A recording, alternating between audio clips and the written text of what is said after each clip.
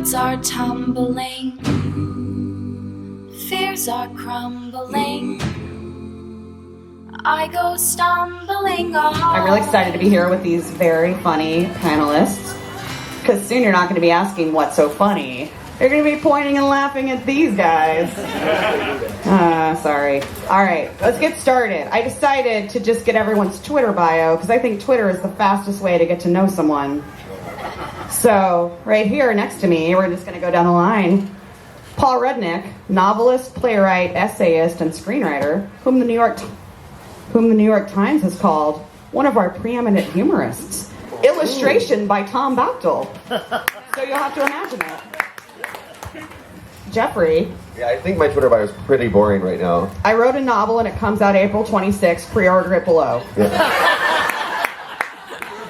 Yeah. Dave Barry, former journalist. I don't have a Twitter and bio. You do. What am I reading then? Former journalist and world powerlifting champion. Okay. Thank you. Weirdly, mine is the same. Emmy Laybourne. New York Times says, frighteningly real, riveting. Was this written about her debut, Monument 14, or her personality? You be the judge. See, I'm making a super intense face. I can't see around you. Who's next to you? Is it Greg? Yeah. Author of #USMC memoir, The Pink Marine, at Cooking Channel contributing host, #Unique Sweets, inveterate bon vivant, TV writer, #Marine _eatgreat.com. You'll have to look that one up, guys. I think I said it wrong. Eat. What did you say? Eat, Greg, eat. Oh, eat, Greg, eat. That's so much easier than what I just said. And then at the very end, we have Ridley Pearson, New York Times bestselling author of crime novels and adventure books. Guys. And he's also in a short chair. And I'm so sorry about that, but I had nothing to do with chair heights I'm at having this such festival. a good time over here. Can I just say Ridley really is very funny. I can prove You're it. vouching for him? Yes, I can. Oh yeah, everyone was supposed to get someone to vouch for you that you're funny, and Ridley's taking care of it. Did you guys take care of it?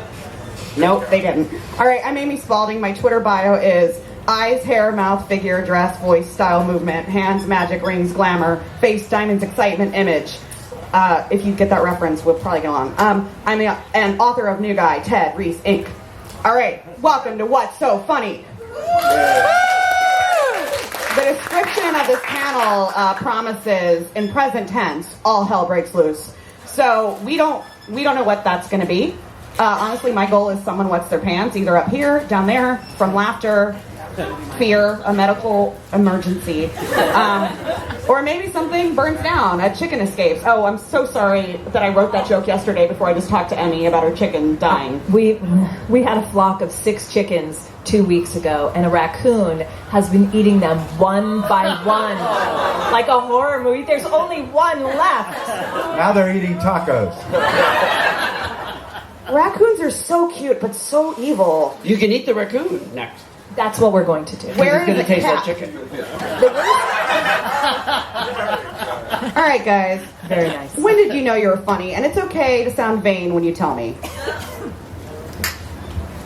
I'd say after my third Tony. No, I don't know. Do you know when you first were funny? Well, actually, I have this story's not about me, but it's sort of that idea, which is I had a friend, a wonderful playwright named Wendy Wasserstein, who early in her career, when she had her first success, she went to dinner with a lot of very fancy other New Yorkers and writers and things, and she was introduced to this table. I said, "This is Wendy Wasserstein, who is the funniest girl in New York." And they all looked at her expectantly, and so she did the only thing you could do, she vomited. So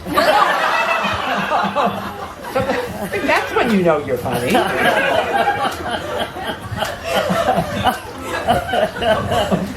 That's a great answer. So I know some of you guys write comedy books. Some of you just write books, but you're funny in your spare time. Is it weird to be... All right, let me think of how to phrase this. When people know that you write funny books, I feel like there's a lot of pressure where you might vomit in public. And I feel like if you're a funny person, people are like, I can't wait to read your book. It's going to be hilarious. And when it's not, it can be awkward. So do you guys want to talk about kind of like that dichotomy? I find that when people think you're funny already, then you don't really have to be funny. They will laugh uproariously at everything you say. Like if they say, how are you doing? You go, fine. You go, oh, I'm doing fine. But the downside, like I live in Miami, and I'll be in the supermarket, buying cereal. And this happens more than you would think. A person will come up and look at me looking at the cereal and go, are you going to write a column about this? I'm like, no, I'm trying to decide which size Fruity Pebbles to get. I'm not thinking of this as a hilarious experience, but people, I think, tend to think that you go through life just, making jokes. You would be the world's biggest asshole if you were like that all the time, What I've seen with you, Dave, is that people come up and they try to be funny to you. And that's always sort of shocked me. It's like, are you kidding me? This is what you're going to lead with? Yeah. I think when you write humor, you fight harder with your editor because there's a good chance they're not funny and they try to take out jokes or they try to take out bits. And they try to kill your darlings just like anybody else. But when they start to fight against your jokes, they're not funny and you fight harder. I had the nightmare for many years. I wrote a column that ran in hundreds of newspapers, and that meant every single newspaper had an editor who would decide, which parts of my column, and some of them would just surgically remove all the punchlines, from just leaving the setups there. But I once wrote a column where the running joke was that I didn't really do the research for the column, and I'd say, and there's an old saying that a man without a woman is like a tractor without a parentheses, editor, please insert important tractor part here. The Chicago Tribune had somebody research that, and they found an important tractor part. All the parentheses were gone, and it was just so it was a very remarkably unfunny column. But did you learn a lot about tractors? I didn't learn anything. I never. That's why I became a humor writer. I didn't want to deal in information. I wanted to make the world a better place. So I would do something useful. It is scientifically proven that when a person makes you laugh many times, like an actor, a comedian is a good example. When you see them, you'll automatically get a laugh in your heart. Like you just get happy. Like when I say Will Ferrell. I'm watching to see. A couple of people were just like, Will Ferrell. He's funny. You store the memory of them being funny in your brain. And I think that's so wonderful for comedians. I feel like they go through life and everyone just smiles and laughs and they come in. And they probably don't, but that's my imagination. I feel like that's like the opposite of what stand-up comics go through. It just feels like a brutal world where people they're never happy. They're never happy. They drink themselves to death. Sorry, I took it dark so quickly. I didn't mean to. I was just on this deathmatch panel, and I think it's still in my heart. If you guys were if it was a comedy movie about you, what trope would it be? Like, would it be a romantic comedy, or a buddy comedy, a road trip comedy, or like the kind where Zac Efron is handsome and other stuff happens? I don't know what it would be, but I know Allison Janney would play me. That's sort of as far as I can go with the pitch, though. Anyone else? I'll take like Bridesmaids. Just like a girl, like a rowdy, raucous girl comedy where everyone drinks and has diarrhea. Private Benjamin for me. I'm so jealous that's your answer. Although, well, this isn't about me, but I remember I was once very early in my career, because you'll see, I was once approached by a studio when they were still trying to make Michael Jackson into a movie star. And the pitch they gave me was they wanted him to play a magical creature from another planet who came to Earth and healed people with his music, but he was never allowed to talk. And they were scared that if Michael Jackson talked, it would alienate the audience. And I thought, oh, well, that'll be delightful. But that's actually true. Do you remember, did anybody here ever see Captain EO? Yeah. That movie, like, we're all supposed to believe that the leader of this, against the forces of evil is Michael, and it works right up until the point when they're about to make the attack, and Michael Jackson turns to the forces and goes, "We're going in!" There you go. Of course, he's dead, and we feel bad about it. I mean, just because someone's not alive doesn't mean we should feel like, oh yeah, they could lead us into battle. It's okay. It's okay. If you guys could have any superpowers, what would it be? It could be an existing superpower, like flying, or, I mean, that's not really existing, but like within our trope. But like the superpower I would want is I would always be wearing the right necklace for my outfit, because I feel like I'm real bad at either putting one on or knowing what to wear. So I'm just curious what you guys, in a fantasy world. I would pick the line at the grocery store that moved fastest, just one time. That's not believable at all, man. If you'd have picked flight, I would have believed that sooner. Anyone else? I'm trying to think of something funny, but I have a very heartfelt one, which is the power to feed the world. Oh, come With on. breast milk. Come on. Seriously, breast milk, by the way, in 100 years, everyone's going to be eating breast milk. It's going to be like the super health food, like quinoa or kombucha. I am sure of this. This is where the health I movement can't wait is to see going. the vending machines for that. I think the young farmers will be eager to do the milking in the morning. Well, all milk is breast milk when you think about it. You know, that's true. Not soy milk. Yeah. Not so much. Don't soy have breasts? I was so proud to say that. I was like, figure it out. Oh, wait, it's not. Like, what's wrong with me? This question, I'm just going to be honest. I'm baiting Paul because he told a story last week at a panel we were on in Houston that made me so happy. So I'm going to ask every panelist, but Paul mainly, what's the weirdest piece of fan mail you've ever received? Well, okay, because this I was proud of this. It wasn't just a letter; it was sort of a packet. And what you need to know about this was I was interviewed by some newspaper, and there was a photo of me, but it was a full-length photo, and you'll see why that's important. So I get this letter, and it starts out kind of standard, and it says, "Dear Mr. Rudnick, enjoy your work, da da da." And then it said, "I noticed that in the photo in the paper, you were wearing loafers. Do you enjoy wearing loafers? How many pairs of loafers do you own? Which are your favorite?" It goes on, and it included a set of Polaroid photographs of this guy's collection of loafers. One was a tree stump that was piled with a pyramid of loafers, and the other Polaroid was of a set of model trains where on every flatbed car there was a loafer. And you could see his shadow taking the pictures. And I thought if at any time in my life I have the confidence to send a total stranger a fetish letter about loafers, and I should have worn them today. But I have saved that letter before the police. That was from Ridley. Ridley sent you that, right?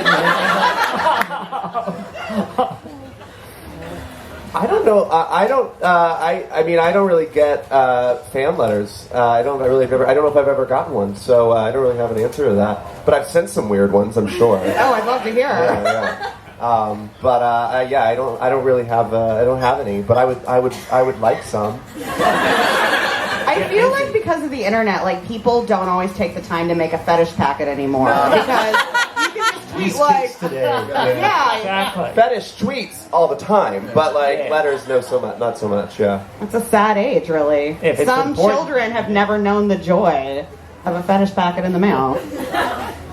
I guess some adults have too.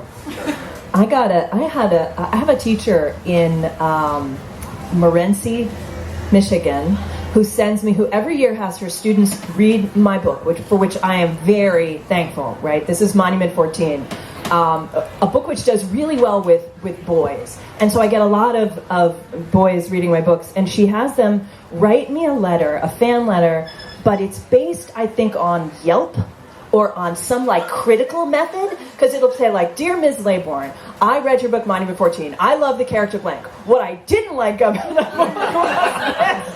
So like, I really don't care what you didn't like. I get 30 of these things every fall, and then I feel like I have to answer them to be like, You don't answer them individually, though, do you? No, not anymore. I did for a while though. I used to get a lot of mail from what I call the humor-impaired. Because when you write a newspaper column, there are certain people who think that everything that appears in the newspaper should be true, and my column was never, it was all lies. But just a typical example, I wrote a column once, I went to Paris and I wrote about it so I could deduct it on my income taxes. And, no, that's not the joke part yet, that's true. And I wrote, among the sights to see in Paris are the Louvre, the Arc de Triomphe, and the Leaning Tower of Pisa. And, it's like a throwaway joke, nothing joke. And I got all this mail. I mean, everything else was wrong also, but that one sentence really infuriated a bunch of people. And they wrote me letters, telling me that I'm wrong, the Leaning Tower of Pisa is in Italy. The ones who had return addresses, I wrote them all back and said, you're mistaken, the Leaning Tower of Pisa was moved to Paris in 1994. So I got a letter back from this woman named Mrs. Herbert Harder of Denton, Kansas, who had a copy of her letter to me, a copy of my letter back to her, and a new letter from her that began, Dear Mr. Barry, I checked with my travel agent. So she got me there.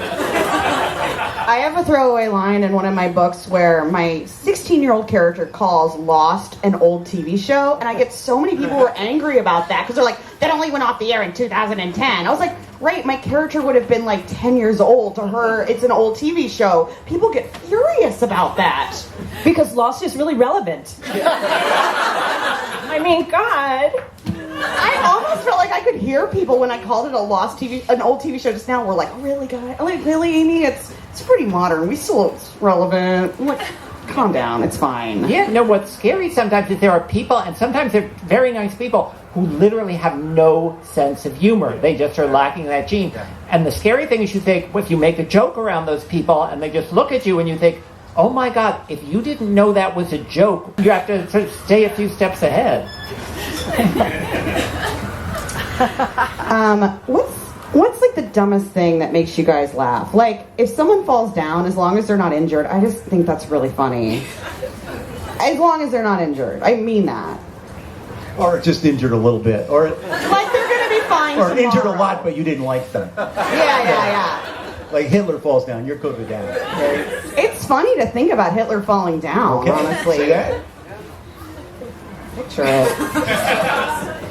Wait, what was the question again? What's the dumbest thing that makes you laugh? Okay, for me, it's dogs. I mean, I hope I don't offend any. I've always been a dog owner. I love dogs. They're great.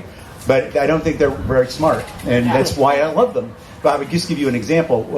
We had a Hurricane Andrew. And before Hurricane Andrew, during that time, I had two dogs. I had a large Maine dog named Ernest and a small emergency backup dog named Zippy. No, you need two dogs in case your Maine dog goes down in a hurricane. And I used to let them out every morning. Going out in the morning is a very big deal to dogs. They get very excited. They learn the procedure just like they learn the procedure for getting fed, whatever. They're always ready for the next thing. And they kind of wait around all day for that thing to happen. So in the morning, I would open the back door, and then we had a patio with a screen enclosure, which you need in South Florida to keep the mosquitoes from stealing your patio furniture. And they would run across the patio to the screen door and wait. Okay, so it's a big moment when I got the screen door and open. So when Hurricane Andrew came, the screen enclosure was orbiting the earth. It was completely gone. But the screen door was still there. It's a door with nothing around it but yard. And my dog, it was like a 2-week learning curve, and I'm not making this up, would run still to the door and wait for me. And I had to kind of pry it open because it was all messed up from there, because that was the procedure, So if you have dogs, you always have a topic for a humor column, always. Old people cussing is always completely irresistible. How do you define old? Really old. Like some of those people that are falling down, maybe. And then when they cuss because of the fall, I can't resist. Have any of you seen the YouTube clip where the baby, where a dad is powdering his baby's bottom and the baby farts? That's it. There's just a cloud of smoke. It's hilarious.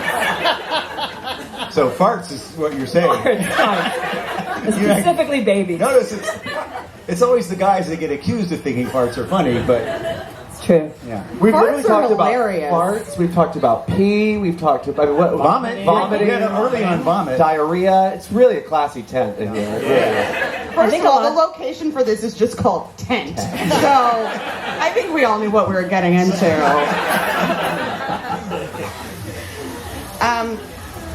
Sometimes you have a really good comeback way too late when someone insults you. I wanted to give you guys all a platform to give that comeback now to an insult earlier in your life?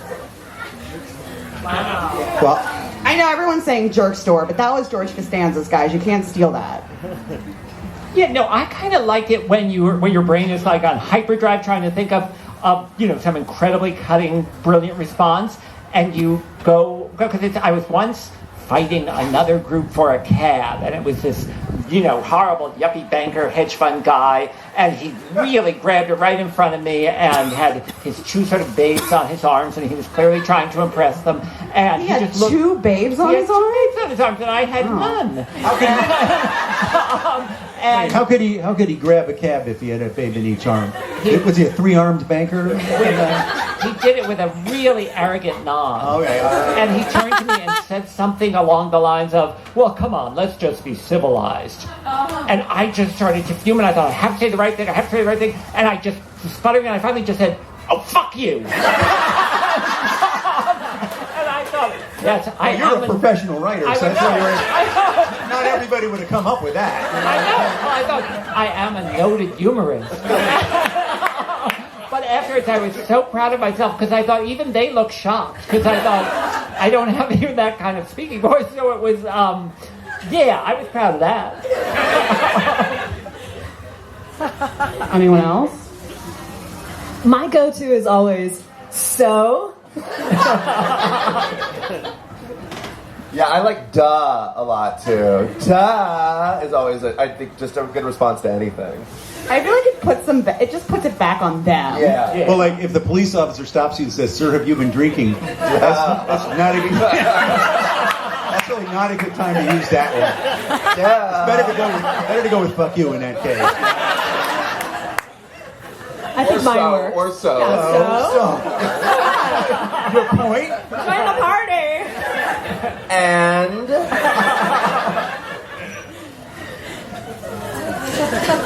All right. It's so out of control here. I feel like I can't see you guys at the end, and it makes me... Good. Okay, wait. I got to bring Ridley into this because he's over there in a little chair. He's not talking. And He's it's just kind of like... sad. And I know Ridley because Ridley doesn't think he's funny. But I'm going to tell you a quick anecdote about Ridley. Why he's funny. He's funny without knowing how funny he is.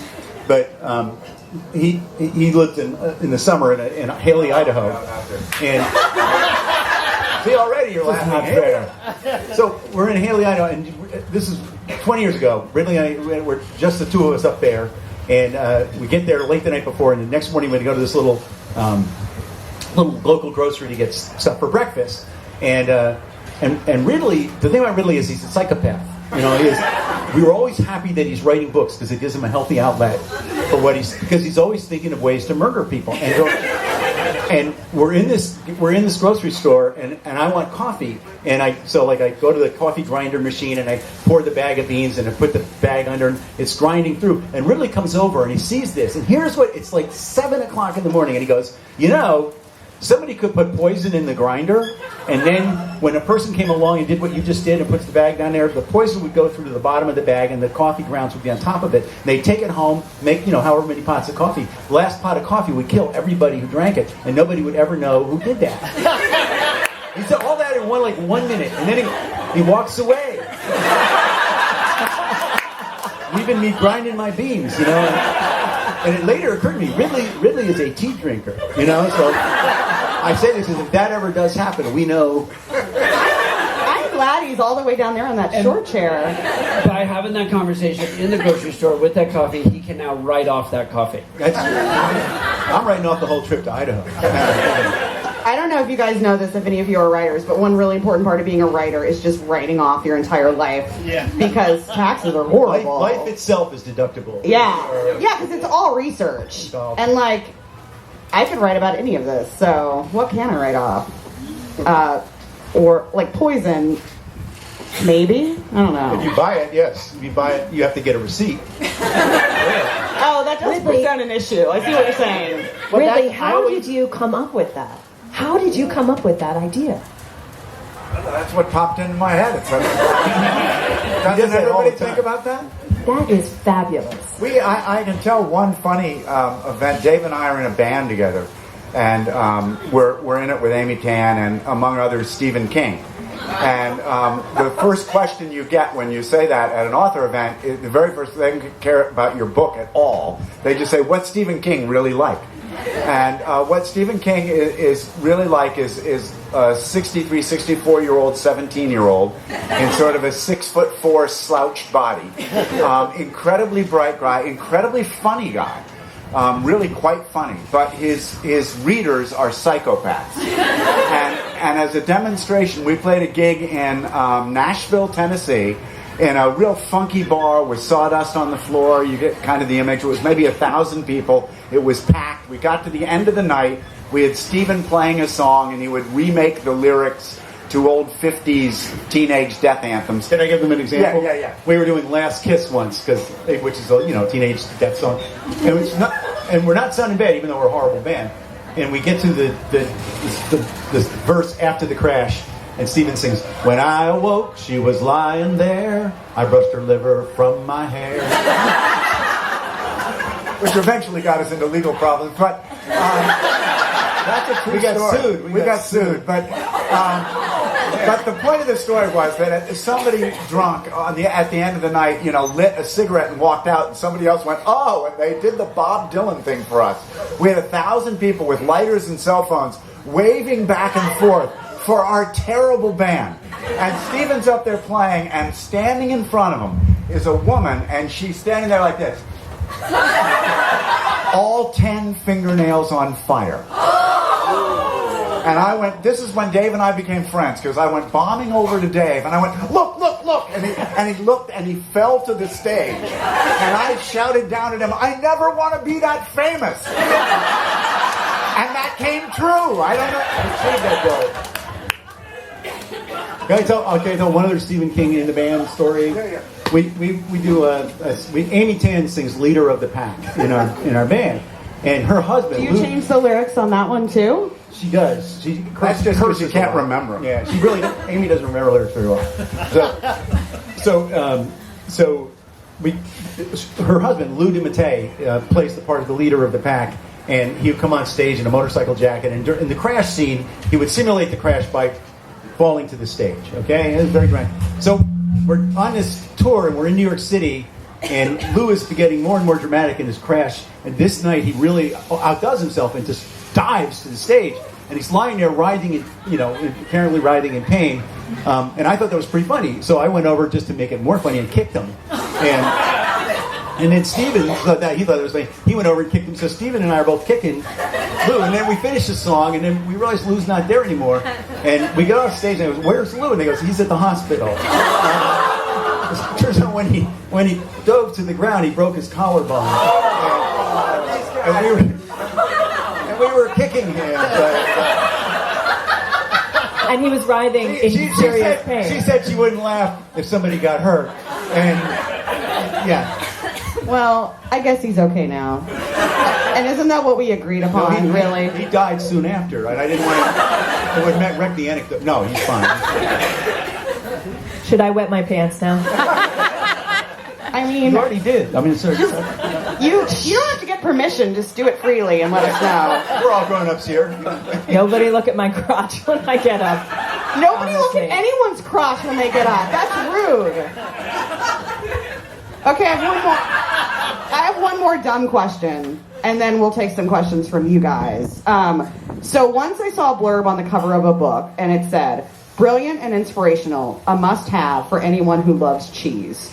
And it made me jealous, because I thought, I just wish that's what people said about my book, because I love cheese. To be fair, it was a book about cheese, but I just thought, that would look good on any book. So I just wondered, is there a blurb you wish you'd gotten on one of your books? I got a letter once that said that it would have been a good blurb for me. It said, "I have your book in the bathroom, and I always come out of the bathroom with a big smile." I once saw a blurb for a play. It was on the side of a bus in London, where it said, "I laughed so hard I almost did myself a mischief." I don't even know what that means.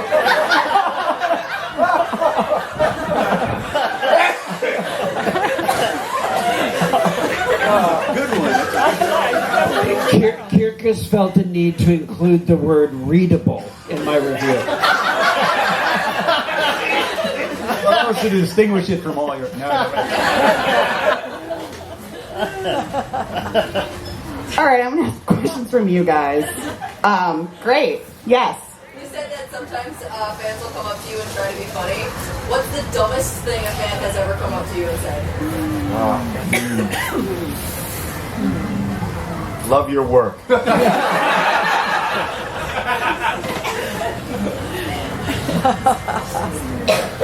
Someone just thought I was like a much more successful other fat YA author who has really different hair than me, and that made me feel weird. If I get that, I'll be sitting in the airport in Miami, and this happens to me over and over. Somebody will come up and go, I don't want to bother you. And I'm always like, because you really like it when they, oh yeah. And I just say, no, I'm a huge fan. I love Hoot. And I go, that was Carl Hyacin. He's a good friend of mine, great. But and then they always go, oh no, I love your stuff too, and they have no idea who I am. But anyway, I had a kid once. I was an actor before I was a writer, and I had a kid. Then people would look at her crotch. Back then, yeah. That wasn't that kind of films. Thank you. The ones Thank that we'll you. tell them about. Yeah. No, Everyone stop not looking at all. crotches. I had a kid. I had a Blockbuster commercial that ran, and it was it was just a Blockbuster commercial. But I went into I had another gig where I had to interview these teenage boys, like 14-year-old boys. So I look all nice. I have all my makeup on and stuff, and I go in and I'm nervous because they're like 6 14-year-old boys. And one of them says, wait a minute, are you the girl from the Blockbuster commercial? And I'm like, yeah. And he holds his arms out like this. Like, I think he wants to give me a hug. And I'm like, fine, I don't care, I'll hug him. And he goes, I hate that commercial. So I gave him a hug. I was at a family reunion, and my cousin brought her little son over and said, this is your cousin Amy. She just wrote these books. And he picked him up and threw him on the ground and said, I don't know these books. That's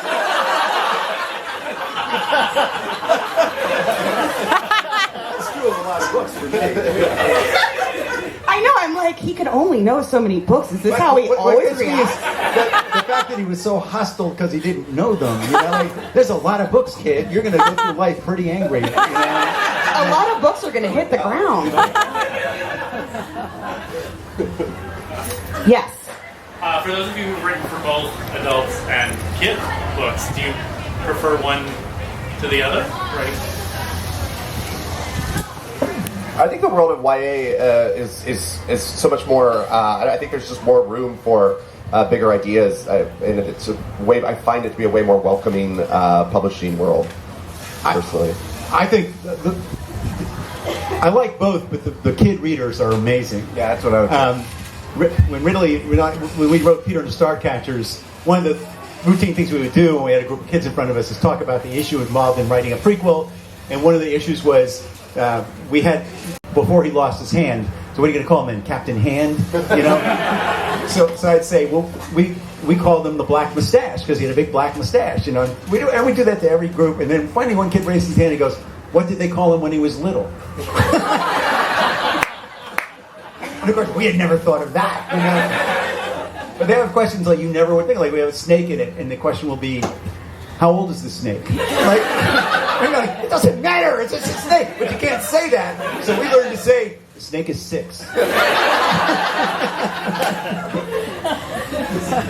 Why is the snake sick? Because that's the number that popped into my head, kid. You ask another question, I'm getting out the cattle prod. Any more questions? We have a little. Yes. Does humor and Kidlit ever help you go towards a dark topic, but let it not be so dark that everyone cries all the time when they're reading it? Absolutely. It's a great way in. I mean, it's a great way in writing. It's a great way in life. If you can make a joke about something when somebody is, Dying. Yes. I'm trying to think. Make this what you're saying funny, but I can't really make it funny. So I just, Go but back I think to the yes. breast milk thing. That was... So it'll be called Ladies' Milk, and they'll have cheese. That's my other idea. I like cottage cheese, and it will be really good for women who don't I didn't mean it. I was kidding. Oh, I thought I had this all thought out. I was David. just kidding. Go back to death. Is this like the dystopian trilogy you're working on? Like the breast milk age? Yes, it is. Who would buy that? I just Do a got little market research. Only 2 people. I think I better think of something else. I just got off a long book tour, and I would always ask the kids who came up and wanted an autograph, what are you reading now? What do you like? And so many of them said Rick Riordan. It's, partly because I write for Disney, and so the same kids are coming. But finally, I asked one of the kids, what is it you like about Rick Riordan? And right away he said, they're so funny. And I thought, so he obviously goes from action to funny to action to funny. But so I think you asked that. Obviously it does work, because that was what this kid thought of immediately with Rick's works. We have time for a couple more questions. Let's take yes. What is the most stupidest thing you've ever heard? Besides Donald Trump, or did we include him? Well, I was just gonna say I watch a lot of Bravo, so for me it's pretty endless. Yeah. Yeah. No, I just saw something which I don't even think this is true, but it was in the paper where it said, or it was online, that it was the only known recording of Hitler's speaking voice. And I immediately intrigued me, because then I wanted to hear, because I thought, what, do people think that would have made a difference? Or yes, we'll hear it and we'll instantly be enchanted? And I thought, well, what if his voice was actually sort of inappropriate and he just was like, oh, I hate the Jews? But I thought, I don't know why, it was just the kind of thing where I thought, this sounds like it's a setup for something in the most tasteless way possible. I know some of you guys are young and you might not remember fax machines, but it was this magical device where you put a piece of paper into it like a copier, and then it appeared somewhere else through the phone lines. And a woman I worked with was sending a fax to a lot of people that said, if you don't get this fax, please call me. And we're like, how are they going to call you? She's like, they'll pick up the phone and call me. We're like, well, how will they know? She's like, because they don't get the fax. So we're like, do you see the problem? And she just didn't.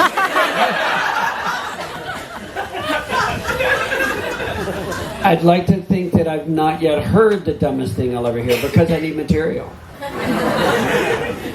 All right, let's take one more question, and this is got to be where hell breaks loose. So, get ready. Yes, this guy's ready. Okay. You're just about my age.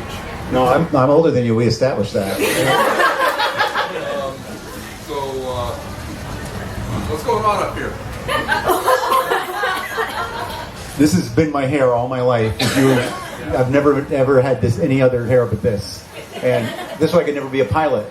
If you got in a plane and you saw this, you go, I'm getting off the plane. Man, just get somebody up in the back of the plane to fly it, not him. So the fact that I am completely gray is because I do tech support for a living and you're not? I think it's because I'm basically just a more perfect human. Would anyone That's else, my dad. Would anyone else like to talk about their hair? Sure. If you must. Do you want to say anything from the short chair before this is over? Hell no. I can't believe I still have hair. I feel like if as a man, I'd just be stressed about it all the time. Are you guys stressed about it all the time? Never think about it. That's nice. The end to being a man is you generally stop worrying about that. About anything. The patriarchy. Involving appearance at a fairly early age. That's nice. I'm glad for you guys. On that hair-related note, this has been What's So Funny in the Tent.